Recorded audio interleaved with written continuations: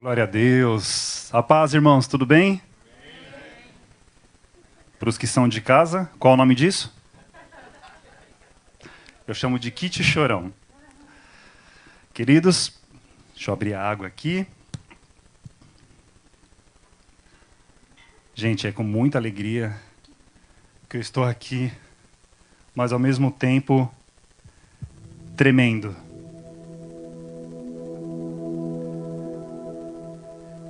E tremendo demais, porque é uma responsabilidade muito grande, mas eu amo fazer isso. Quer estar aqui na casa de Deus, servindo a esse Senhor tão poderoso, tão maravilhoso. Amém? Antes de eu começar a pregação, eu quero dizer algo para você, é o seguinte. Quem já me ouviu pregar sabe que eu costumo tirar lições para a nossa vida daquilo que é ministrado, daquilo que vem por parte da palavra. Hoje, eu quero convidar você, toda a sua atenção, para algo que vai ser feito aqui. E eu vou ler bastante hoje. E o que eu vou ler aqui vai ser um relato, um fato que aconteceu. Só que eu não quero que vocês fiquem num clima de velório, tá bom? Quero deixar claro, não quero que vocês fiquem naquela coisa de meu Deus. Não. Vai ser para sua reflexão espiritual. Eu creio que isso aqui vai servir para sua vida, talvez para sempre, porque isso refletiu muito na minha vida. Esse relato que eu vou ler é um relato que todas as vezes que eu penso em desanimar, todas as vezes que eu penso em desistir, porque não é porque eu sou pastor, não sou pastor dessa igreja, eu sou um co-pastor, eu ajudo o pastor Marconi, assim como o pastor Luiz Gustavo. Mas eu sou às vezes tentado a desistir, a não fazer isso, porque afinal de contas eu sou um ser humano e eu tenho tantas falhas, assim como todos nós temos. Mas quando eu olho para isso, essa mensagem que eu vou pregar hoje foi algo que Deus já falou ao meu coração há muitos anos atrás. E eu falei, eu vou guardar isso porque um dia eu sei que vai servir para muita gente, como serviu para mim. Antes de mais nada, vamos lá. Eu quero te convidar você a abrir no livro de João, Evangelho de João, capítulo 10. Nós vamos ler um texto aqui que é um texto bastante conhecido, mas eu vou ler todo um texto para não gerar um pretexto, porque o que importa aqui vai ser o último versículo. Nós vamos ler do 10, do 1 até o 11. Todos acharam? Amém. Diz assim: eu asseguro a vocês que aquele que não entra no aprisco das ovelhas pela porta, mas sobe por outro lugar, é ladrão e assaltante. Aquele que entra pela porta é o pastor das ovelhas. O porteiro abre-lhe a porta e as ovelhas ouvem a sua voz. Ele chama as suas ovelhas pelo nome e as leva para fora. Depois de conduzir para fora todas as suas ovelhas, vai adiante delas, e estas o seguem, porque conhecem a sua voz. Mas nunca seguirão um estranho. Na verdade, fugirão dele, porque não reconhecem a voz de estranhos. Jesus usou essa comparação, mas eles não compreenderam o que ele estava falando. Então Jesus, escute bem, Jesus afirmou de novo: digo a verdade, eu sou a porta das ovelhas. Todos os que vieram antes de mim eram ladrões e assaltantes, mas as ovelhas não as ouviram. Eu sou a porta. Quem entra por mim será salvo. Entrará e sairá e encontrará pastagem. O ladrão vem apenas para roubar, matar e destruir. Eu vim para que tenham vida e a tenham plenamente. O ladrão vem apenas para roubar, matar e destruir. Eu vim para que tenham vida e a tenham plenamente. E ele encerra dizendo: eu sou o bom pastor. O bom pastor que dá a vida pelas ovelhas. Só até aí. Queridos, quando Jesus fala assim, que eu vim para que tenham vida e que tenham plenamente, eu quero fazer uma pergunta para você, mas você não precisa levantar a mão e falar, eu sei. Eu quero que você responda para você mesmo. Primeiramente, o que é vida plena para você? O que é ter uma vida abundante para você? Eu me lembro de que quando se falava de vida abundante, algumas pessoas têm algumas definições sobre isso. E uma delas é que para alguns ter uma vida plena é ter muito sucesso, trabalhar poucas horas, ganhar muito e adquirir mais riquezas. Algumas pessoas acham que ter vida plena, vida abundante, é concentrar no dinheiro. Isso é uma das definições que muitos pensam. Para outros, ter uma vida plena é não ter problemas. É ter uma saúde, ter sucesso em todas as áreas. E quando eu falo todas as áreas, é nas áreas material, é na área física, na vida amorosa. E quando eu olho para esses dois lados do que talvez muitos pensam que sejam isso, eu encontrei algumas respostas para esses questionamentos. E o primeiro deles, a primeira resposta, quem pensa que vida plena é ter dinheiro, Jesus ele ensina no Sermão do Monte, lá no capítulo 6, a partir do verso 19, que ele vai dizer: não juntem tesouros na terra, onde a traça e a ferrugem corrói e onde os ladrões escavam e roubam. Mas junteis tesouros no céu, onde a traça e a ferrugem não corrói e onde os ladrões não escavam nem roubam, porque aonde estiver o seu tesouro, ali estará o seu coração. Então a primeira coisa que Jesus já ensina é para a gente não, o quê? Não juntar o tesouro, não tornar isso o centro do nosso coração. E a segunda que eu encontro está em 1 Timóteo, no capítulo 6, onde Paulo escreve a Timóteo, e ele diz que nada trouxemos para esse mundo e nem coisa alguma podemos levar. Ele continua dizendo, olha, tendo sustento, tendo o que comer, beber e vestir, esteja contente. E aí ele diz, ora, aquele que quer ficar rico, cai em tentação, e em muitas concupiscências insensatas e perniciosas, nos quais afogam o homem na ruína e na perdição. E aí ele diz a famosa frase, porque o amor do dinheiro é a raiz de todos os males. Ele não para por aí, ele diz ainda, e muitos por quererem ser ricos, se desviaram da fé e se atormentaram com muitas dores. Então, olhando para isso, eu começo a entender, então, o que é ter vida plena? E eu achei uma definição aqui, muito linda, que eu falei, realmente é isso. Porque é o que nós, muitas das vezes, vivemos. Nós, filhos de Deus. E olha isso aqui que lindo. Antes que alguém possa esperar a provisão completa e satisfatória que Deus dá a seus filhos, eles devem primeiro ser restaurados aos olhos de Deus. Isso ocorre apenas pela reconciliação com Ele, imputando a justiça de Cristo e a renovação de sua natureza. Para falar de plenitude, é necessário aceitar a totalidade da vontade de Deus. E quando aceitamos, desfrutamos sim do melhor dessa terra, enfrentando muitas vezes adversidades.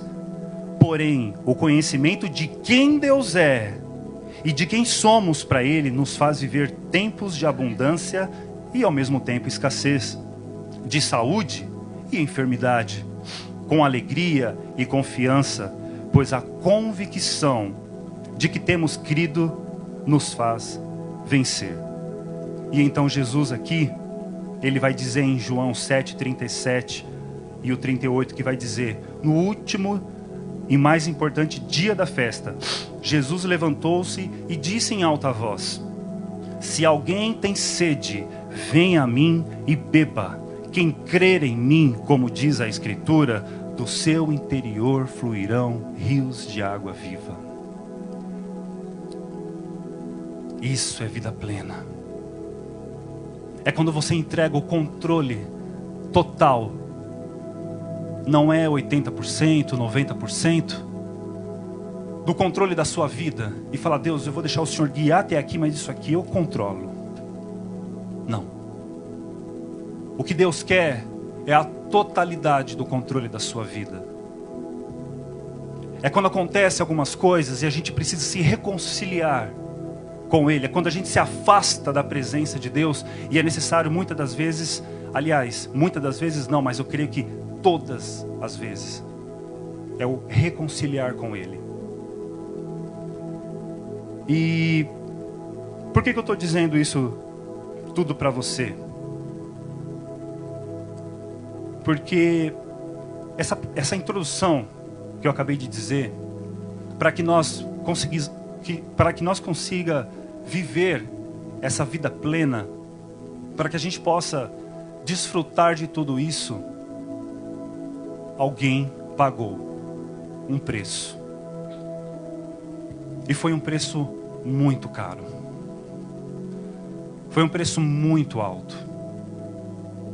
Tudo que você vive hoje, tudo que você conquistou, ou que você vai conquistar, alguém pagou o preço. Alguns acordaram bem cedo para vir. Outros chegaram depois, foi chegando 10 e pouquinho. Tá um dia lindo ou não tá lá fora? Você já olhou para o céu hoje? Cara, quando eu levantei, era 6 e pouco. Quando eu abri a janela, que eu olhei para o céu, eu abri só uma frestinha assim da minha janela. Eu olhei aquele céu.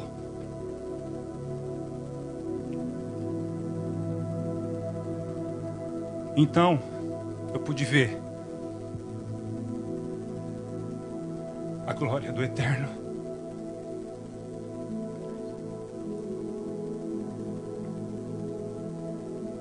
Eu estou dizendo isso porque Ele é maravilhoso. Ele é aquele que sofreu no meu e no seu lugar, para que hoje você estivesse aqui, tendo vida. Eu estou vendo aqui muitos jovens que estavam aqui ontem no culto de jovens. Vocês estão aqui de férias, vão passar um tempo aqui. Talvez hoje, depois do culto, vocês vão para a praia, eu não sei. Talvez muitos aqui vão para a praia depois do culto. Vão aproveitar o resto do domingo para curtir, para ver. Como é lindo ver aquele mar. Como é lindo olhar para aquele céu azul. Como é lindo a gente poder mergulhar e brincar e conversar e desfrutar de coisas tão lindas e tão maravilhosas. Nós estamos aqui, gente, teve um momento ali numa música que o Eduardo estava ministrando. Eu não pude conter a presença. E ali eu olhei aquilo e eu fechei os meus olhos. E de repente eu vi um clarão aqui. E eu comecei a falar em línguas ali. E aquela presença me envolveu de uma forma, porque eu sei que Ele está aqui no nosso meio. No momento que você abriu seus olhos, no momento que você acordou, no momento que o seu celular despertou, talvez, Ele estava ali já, do seu lado.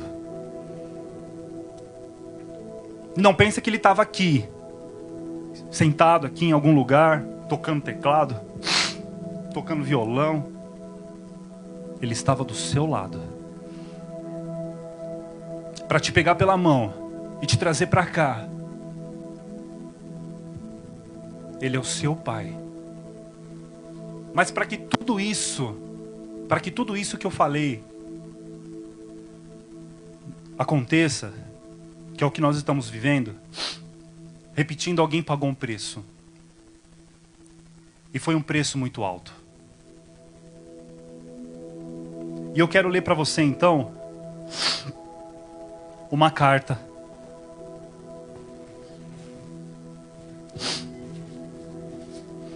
Eu quero ler para você uma carta. É um registro. E agora eu quero que você preste bastante atenção. E o que vai ser relatado aqui fala um pouco sobre o sofrimento de Jesus, porque foi a troca da vida dele pela nossa. E o que eu vou ler aqui, eu não quero que você se disperse absolutamente com nada, nem celular, nem o que você vai fazer daqui a pouco. Eu quero a sua atenção todinha voltada para cá, porque é isso que Deus vai falar com você. E talvez isso você vai guardar por toda a sua vida.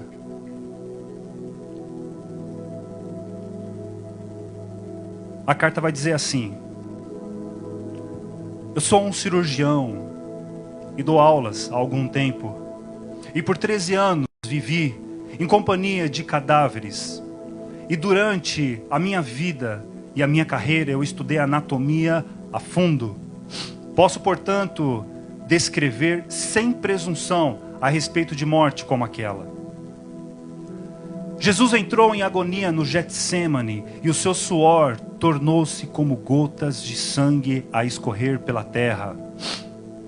Um relato sobre a morte de Cristo, o único evangelista que relata o fato é um médico, Lucas, e o faz à precisão de um clínico. O suar sangue ou hematidrose é um fenômeno raríssimo e é produzido em condições excepcionais. Para provocá-lo, é necessário uma fraqueza física acompanhada de um abatimento moral violento, causado por uma profunda emoção, por um grande medo. O terror, o susto, a angústia terrível de sentir-se carregando todos os pecados dos homens devem ter esmagado a Jesus. Tal tensão extrema produz o rompimento das finíssimas veias capilares que estão sobre as glândulas sudoríparas. Eu quero só dar uma pausa aqui. Eu consegui trocar algumas palavras, porque isso aqui é um relato de um médico, o Dr. Barbet. É um médico francês. E aqui ele usa muitos termos técnicos. Então eu consegui cortar algumas palavras e eu consegui colocar palavras do nosso uso cotidiano. O sangue se mistura ao suor e se concentra sobre a pele, e então escorre por todo o corpo até a terra.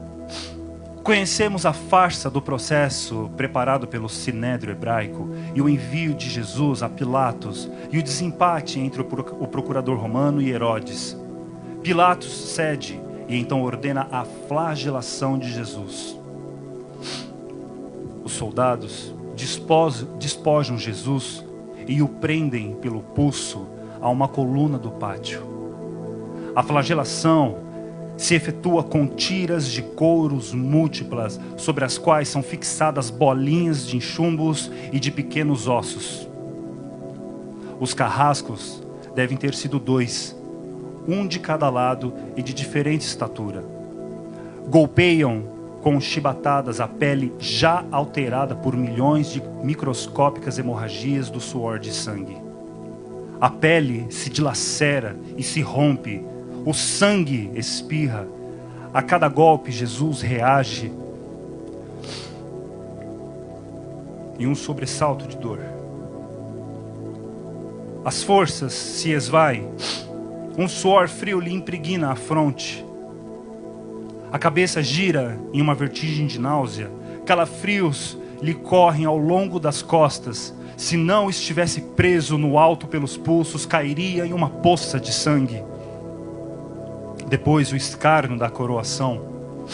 Com longos pregos com longos espinhos, mais duros que o de acácia. Os algozes entrelaçam uma espécie de capacete e o aplicam sobre a cabeça.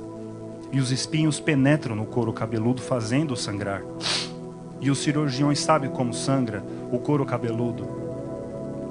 Pilatos, depois de ter mostrado aquele homem dilacerado à multidão feroz, o entrega para ser crucificado. Colocam sobre os ombros de Jesus o grande braço horizontal da cruz. Pesam 50 quilos. Jesus caminha com os pés descalços pelas ruas do terreno irregular, cheia de pedregulhos. Os soldados puxam com a corda. O percurso é cerca de 600 metros. Jesus, fatigado, arrasta o pé após o outro e frequentemente cai sobre os seus joelhos. E os ombros de Jesus estão cobertos de chagas. Quando ele cai por terra, a viga lhe escapa, escorrega e lhe esfola o dorso. Sobre o Calvário tem início a crucificação. Os carrascos despojam o condenado, mas a sua túnica está colada nas chagas, e tirá-la produz dor atroz. Quem já tirou uma atadura de gaze de uma grande ferida percebe do que se trata. Cada fio do tecido adere à carne viva. Ao levarem a túnica, se laceram as terminações nervosas postas em descobertos pelas chagas. Os carrascos dão um puxão violento. Há um risco de toda aquela dor provocar uma síncope, mas ainda não é o fim. O sangue começa a escorrer. Jesus é deitado de costas e as suas chagas lhe incrustam de pedregulhos. Depositam-no sobre o braço horizontal da cruz. Os algozes tomam as medidas. Com uma broca é feito um furo na madeira para facilitar a penetração dos pregos. Os carrascos pegam um prego, um longo prego pontudo e quadrado. Apoiam sobre o pulso de Jesus. Com um golpe certeiro de martelo, o plantam e o rebatem sobre a madeira. Jesus deve ter contraído o rosto assustadoramente. O nervo mediano foi lesado. Pode-se imaginar aquilo que Jesus deve ter provado. Uma dor lancinante, agudíssima, que se difundiu pelos dedos, espalhou-se pelos ombros e atingindo o cérebro. A dor mais insuportável que um homem pode provar, ou seja, aquela produzida pela lesão dos grandes troncos nervosos. Provoca uma síncope e faz perder a consciência, mas em Jesus não. O nervo é destruído só em parte. A lesão do tronco nervoso permanece em contato com o prego. Quando o corpo for suspenso na cruz, o nervo se esticará fortemente como uma corda de violino esticada, e a cada solavanco, a cada movimento, vibrará despertando e dores dilacerantes. Uma tortura que dura horas e horas. O carrasco e o seu ajudante empunham a extremidade da vara, elevam Jesus, colocando-o primeiro sentado e depois em pé, consequentemente fazendo-o tombar para trás, e encostam na estaca vertical. Depois rapidamente encaixam o braço horizontal da cruz sobre a estaca vertical. Os ombros da vítima esfregam dolorosamente sobre a madeira áspera. As pontas cortantes da coroa de espinho penetram no crânio. A cabeça de Jesus inclina-se para frente, uma vez que o diâmetro da coroa o impede de se apoiar-se na madeira. Cada vez que o mártir levanta a cabeça, recomeçam pontadas agudas de dor. Pregam-lhe os pés. E ao meio-dia, Jesus tem sede. Não bebeu desde a tarde anterior. Seu corpo é uma máscara de sangue. A boca está semiaberta, o lábio inferior começa a pender. A garganta seca lhe queima, mas ele não pode engolir. Tem sede. Um soldado lhe estende sobre a ponta de uma vara uma esponja embebida de bebida ácida entre os militares. Tudo aquilo é uma tortura atroz. Mas um estranho fenômeno se produz no corpo de Jesus. Preste bastante atenção agora. Os músculos dos braços se enrijecem em uma contração que vai se acentuando dos bíceps esticados e levantados. Os dedos se curvam. É como acontece alguém ferido de tétano. É isto que os médicos chamam de tetania. Quando os sintomas se generalizam, os músculos do abdômen se enrijecem e em seguida aqueles entre as costelas, os do pescoço e por fim os respiratórios. A respiração se faz pouco a pouco e mais curta. O ar entra, mas não consegue sair. Jesus respira com o ápice do pulmão. Tem sede de ar como um asmático em plena crise. Seu rosto pálido pouco a pouco torna-se vermelho, depois se transforma num violeta purpúreo. Jesus é envolvido por uma asfixia. Os pulmões cheios de ar não podem mais esvaziar-se. A fronte está impregnada de suor, os olhos saem fora de órbita. Mas o que acontece? Lentamente, com um esforço sobre-humano, Jesus toma um ponto de apoio sobre os pregos dos pés, esforça-se a pequenos golpes e eleva-se, aliviando a tração dos braços. Os músculos do tórax se distendem, a respiração torna-se mais ampla e profunda. Os pulmões se esvaziam e o rosto recupera a palidez inicial. Mas por quê? Por que todo esse esforço? Porque Jesus quer falar. Pai, perdoa-lhes porque não sabem o que fazem. Logo em seguida o corpo começa a afrouxar-se de novo e a asfixia recomeça. Foram transmitidas 7 frases pronunciadas pelo mártir na cruz. E a cada vez que ele quer falar, deverá elevar-se, tendo como o apoio do prego dos pés. Inimaginável.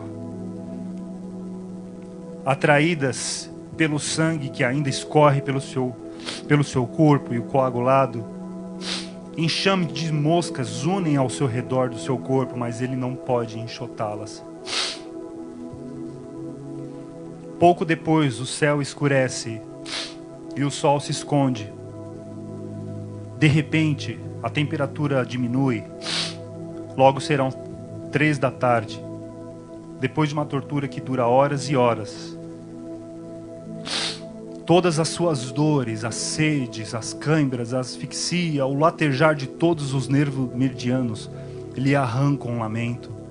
Meu Deus, por que me abandonastes? E Jesus grita: está consumado. E em seguida, num grande brado de voz, diz: Pai, nas tuas mãos eu entrego o meu espírito.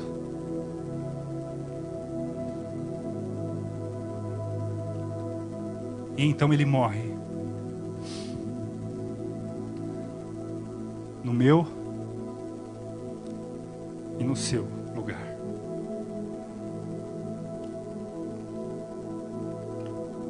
Tudo isso que eu acabei de ler, você consegue imaginar o que foi aquele dia?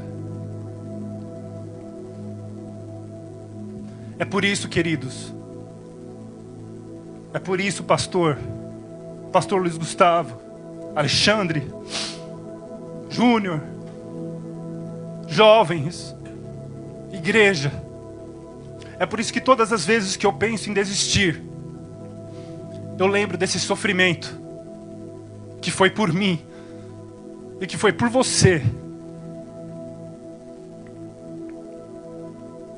Todas as vezes que eu penso em reclamar da vida, todas as vezes que eu penso que não vale a pena correr atrás de uma alma, orar por alguém, eu lembro desse relato. E eu falo: meu Deus, quem eu sou? Sabe quem fez isso?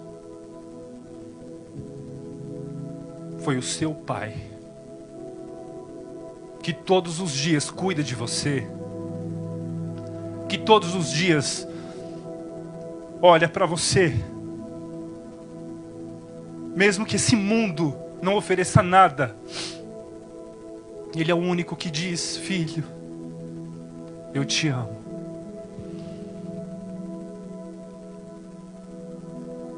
Ontem, depois que eu cheguei do culto, eu estava em casa, fui buscar o Nicolas na casa da irmã, da diaconisa Nelsa. E passando ali pelo Facebook, a Zeli postou uma publicação. Meu Deus. Quem conhece a Zeli depois, eu não tenho tempo para ficar falando sobre isso, mas quem conhece ela e que tem ela no Facebook, depois você olha lá. É uma publicação de uma senhora que ela teve um encontro com Jesus. E é uma senhorinha já de uma idade muito avançada, você percebe. E ela fala, e ela começa a dizer, ela começa a chorar. E ela começa a dizer: mas eu sou tão pequena. Eu sou tão pequenina. Ele veio, ele me abraçou. E eu pude contemplá-lo, aquele amor. E ela começa a dizer coisas a respeito de Jesus. E ela diz: é inexplicável quem é Ele. E eu sou tão pequenininha aqui. Mas Ele veio e Ele me chamou de filho.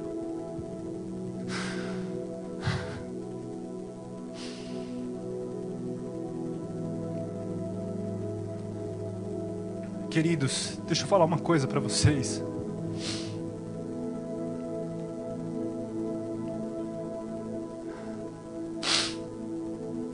Jesus, Ele conhece cada fio de cabelo que tem sobre a sua cabeça. Ele conhece cada detalhe de você, cada detalhe da sua história. Veja, você não nasceu por acaso, você não é fruto do acaso. Você foi criado por um propósito. Você foi criado para algo grande. Você não foi criado para algo pequeno. Você não foi criado para simplesmente existir. Deus te deu a vida. É Ele quem cuida de você. E Ele não para por aí. Em 1 Coríntios, capítulo 2, no versículo 9, Ele diz: nem olhos viram, nem ouvidos ouviram, mente alguma imaginou aquilo que Deus tem preparado para aqueles que o amam. Nem olhos viram, nem ouvidos ouviram. Jamais penetrou no coração humano aquilo que Deus tem preparado para aqueles que o amam. E todo esse sofrimento, todo esse latejar, tudo isso que você acabou de ouvir, é para que você pudesse ter vida. Então é por isso que eu não aceito enfermidade no meio do povo. É por isso que toda depressão, ela tem que ir embora em nome de Jesus. É por isso que toda enfermidade física, espiritual, emocional, seja o qual ela for, ela tem que ir embora. Porque isso aqui é muito grande. Esse sofrimento é muito grande comparado a uma depressão, comparado a uma dor. Ele é a cura, Ele é o amor, Ele é o grande eu sou. Para Ele nada é impossível. Se Ele apenas disser uma palavra, seja onde for, seja onde Ele estiver, você será alcançado por essa palavra. Seja onde você estiver, você vai ser alcançado pelo amor de Deus. A Bíblia diz que não existe nada no céu, não existe nada debaixo da terra, não existe poderes que possam nos separar do amor de Deus. Não existe. Entenda, querido, que quando Ele morreu na cruz, o véu se rasgou, o acesso é direto. Basta você apenas dobrar o seu joelho, fechar a porta do seu quarto e se conectar com Ele. Eu duvido que Ele não responde. Você quer saber de uma experiência que eu tenho?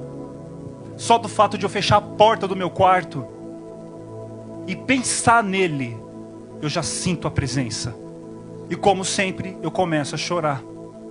Minhas pernas tremem.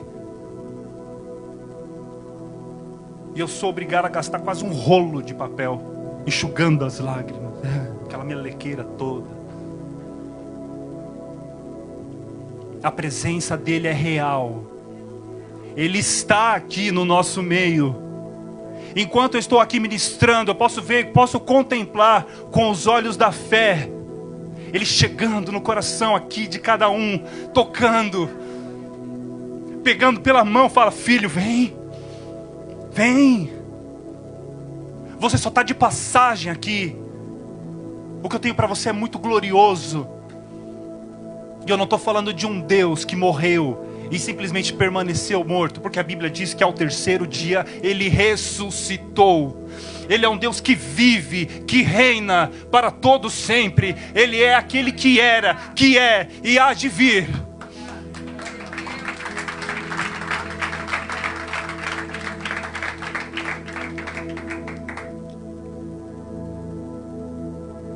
Queridos, meu tempo já foi.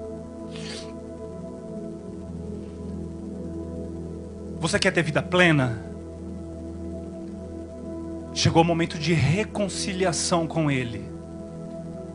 Eu acabei de falar aqui, pode parecer que não, mas já passou 40 e poucos minutos já que eu estou aqui ministrando essa palavra. Para você ter uma ideia,